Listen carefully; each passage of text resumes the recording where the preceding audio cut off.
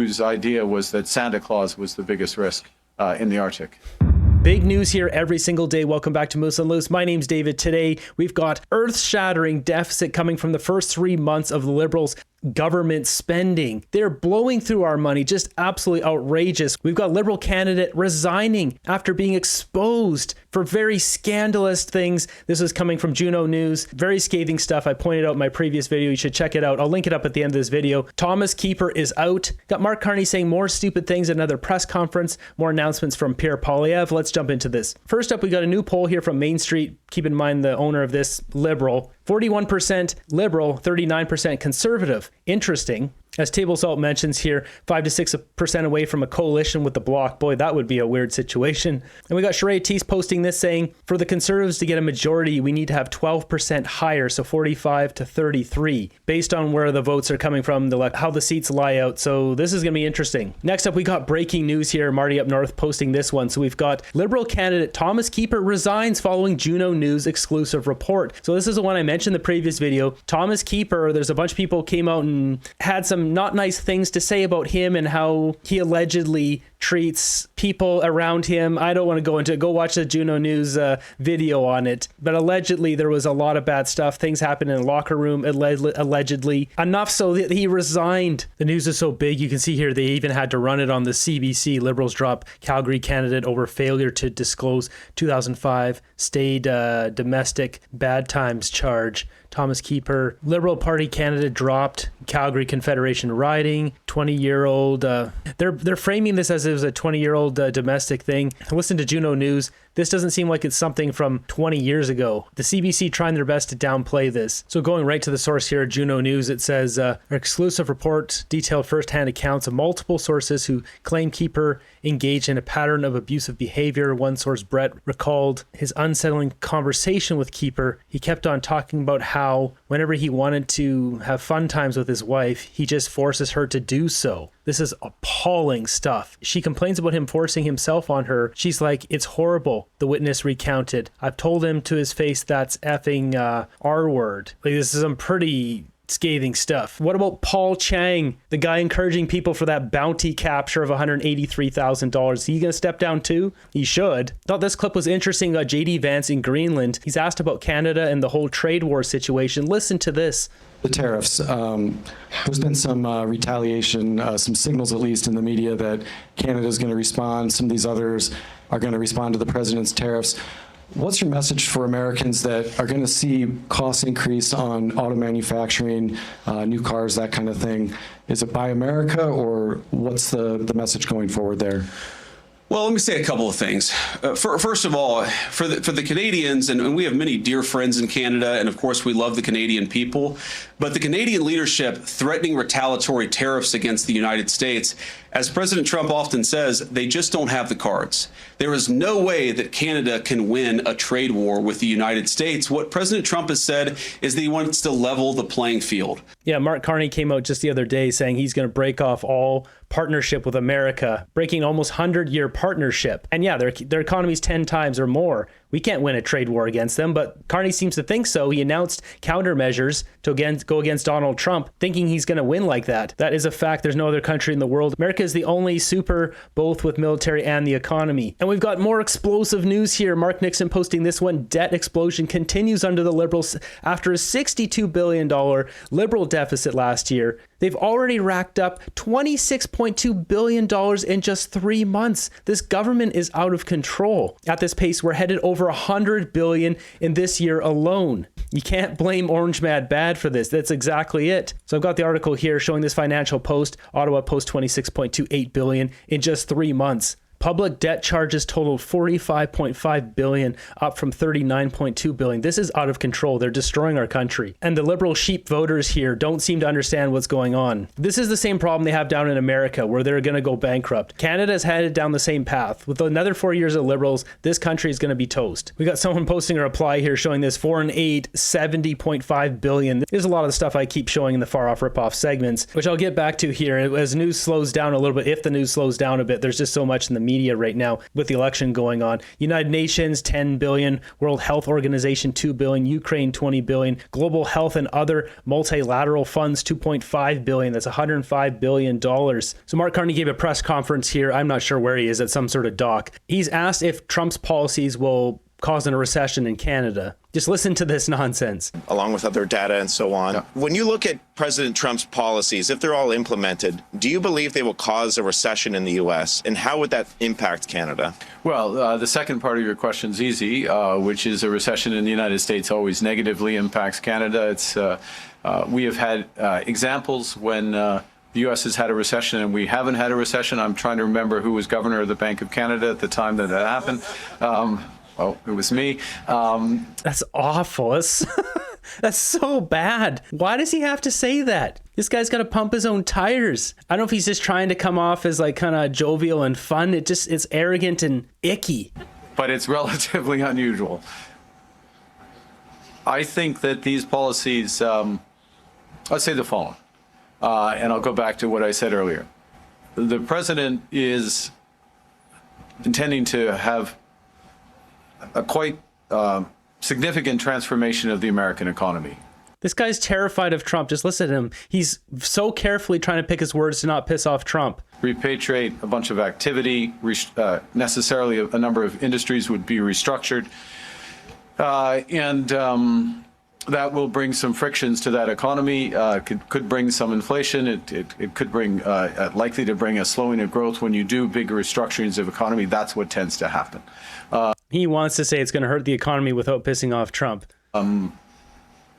It depends the pace at which that proceeds, which in part depends on, for the U.S. economy on the outcome of the negotiations with, we would argue, and I think with very much justification, the Americans' most important trading partner. Leave it to Mark Carney to just say something stupid at every single press conference. Listen to this baloney. He's talking about Arctic strategy and saying Pierre Poilievre mocked it. When Pierre Poilievre just came out, before the election started, before Mark Carney even went and announced his spending for that northern base with the Australian radar dish, Poilievre went to the base in Iqaluit, this one here, he announced this back in February 10th, saying he would double the size of the Ranger Force and acquire 2 more icebreakers. With that in mind, listen to this. We developed, the Minister of Foreign Affairs, the previous government developed an Arctic strategy because they recognized some of these threats, the broader threats to our sovereignty. And it was mocked by the leader of the Conservative Party, current leader of the Conservative Party, whose idea was that Santa Claus was the biggest risk in the Arctic. The world has changed. It's more divided. It's more dangerous. The fact of your question suggests some of the big shifts. We take our responsibilities seriously.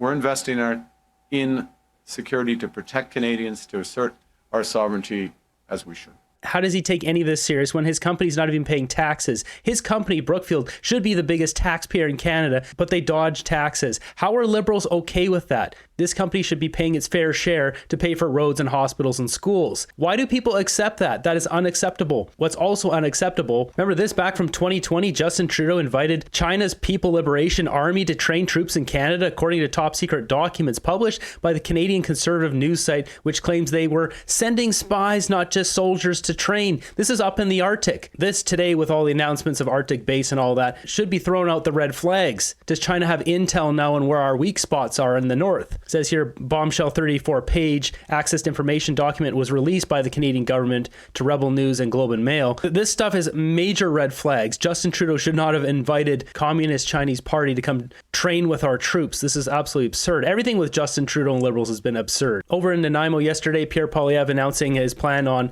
crime and cracking down on the street candy and the pew-pews. Liberals passed C5, getting rid of mandatory jail time for gun criminals. So the offenders who bring in these arms illegally get to serve their sentence in the comfort of their living room. They passed C75, which allows repeat rampant offenders to be released within hours of their latest arrest, meaning that in Vancouver, the same 40 offenders had to be arrested 6,000 times in a single year. Worst of all is the fentanyl. Opioids have killed 50,000 people during the lost Liberal decade. of decriminalization and tax-funded supply. That works out to be 6 people every single day in BC that perishes because of David Eby and Justin Trudeau, the Liberals' policies. Just to put it in perspective, fentanyl is 100 times more powerful than heroin. 40 milligrams of fentanyl can kill 20 people. A mass trafficker of these drugs is a mass murderer. A new Conservative government will impose life sentences for the most serious cases of fentanyl distribution, gun smuggling, and human trafficking. First, if a criminal is convicted of 5 or more counts of human trafficking, they will get life sentences. Second, anyone convicted of large-scale trafficking of illegal firearms will get life sentences. And third, anyone caught trafficking or producing more than 40 milligrams of fentanyl will get life sentences.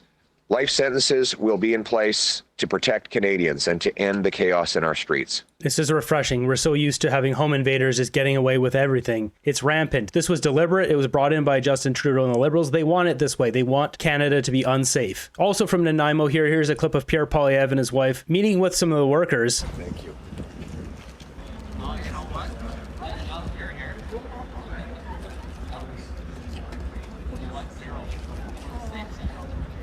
Meanwhile, we got the Toronto Star. This is hilarious. Pierre holds investments in Brookfield, the same company he attacked Mark Carney over. This is absolutely ridiculous and slanderous garbage. Why do they even put this stuff out? It's so easily fact-checked. Here's his holdings. Pierre came out and showed what his holdings were, and he sold them all. It says here, Poilievre's most recent financial disclosure to the Ethics Commission, he lists ownership in 6 exchange-traded funds, or ETFs. And it goes down here, said, one of those being Vanguard FTSE Index Fund, an index fund invested in Canadian economy, and one of the top assets is Brookfield. Well, of course, Brookfield is one of the biggest companies in Canada. They're also the biggest company that doesn't pay taxes in Canada. How these ETFs work is they have all of the biggest companies in one fund. Of course, Brookfield's going to be in there. This is ridiculous. This is the basics of how an ETF works. And every company in there holds a very small portion of the entire pie. So to say that Poilievre invested in Brookfield is a load of crap. It's an index fund, you idiots. Exactly. The Toronto Star's reporting isn't correct and stated Poilievre holds investments in Brookfield is misleading by omission. These newspapers need to be shut down if they're just going to put out slanderous,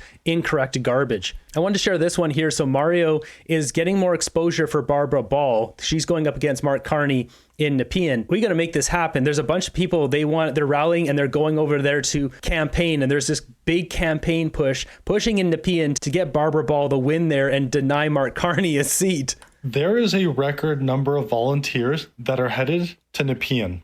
I got this message in from someone who's got a good following. I'm going to keep them anonymous, but they're saying, "Hi Mario, I'm from BC, but I'm wanting to round up some patriots and head to Nepean to help Barbara win so Carney doesn't win his seat.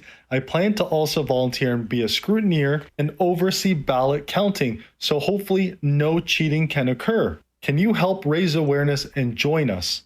Barbara Ball's following has exploded. When I first started following her and telling people about her, she probably had maybe 1,000 followers. That was just a few days ago.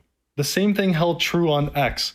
And as soon as they found out that this was going to be the person that was going up against Mark Carney, everyone is getting behind her. She had, 1,100 followers, I believe, and everyone started pushing her. Mark Nixon has been doing a good job of this, pushing out different candidates, and they're all exploding. All the conservative ones are exploding. You may not know is Barbara Ball, she was a police officer in the Halton region. That's from my home turf. She also has her MBA. She's a bright and extremely well-spoken woman. My friends in Nepean, let me remind you of a few things. 1, the Liberal Party told you that your vote doesn't matter. They don't care of your opinions. If they did, they wouldn't have kicked out your elected member of parliament, which was Chandra Arya. They kicked him out of the leadership race because he actually had a chance of defeating Mark Carney. When it first happened, they basically said, well, it's just not working out. It's not working out. Fast forward to today, because there's been such blowback, because not only did he get kicked out of your leadership bid to become the next prime minister, they kicked him out of your riding as well. And then they smeared his name where he had to publicly defend himself, saying that he's involved with election interference, which is funny because they were accusing Pierre Poilievre of not having a security clearance, and he's probably involved with election interference. But the Liberal Party just admitted that their own party is involved in it. Do you see how it doesn't make any sense? Secondly, never forget that when you protested by the hundreds and you didn't want those tents for the asylum seekers in your backyard, in your parks, they didn't listen to you. They did not care. They do not care. They only removed it a day or two before Mark Carney announced his bid for Nepean. Please try to convince me that this does not scream corruption. This is why Nepean needs to be the biggest blue wave in history. You all deserve justice. Yeah, that's spot on. If we can get Mark Carney without a seat, that would be absolutely huge no matter what happens with the election. Next up, we got Yves-Francois Blanchet here, accusing Mark Carney of overstepping his authority by committing Canada to post-election negotiations and recklessly putting key sectors on the table without a mandate. This seems like Mark Carney doesn't care about anyone but himself and getting power. That he would still be the prime minister. Maybe he won't. Let's people make that decision. There's more than 30 days to go in the campaign. So this is a very, very preposterous attitude.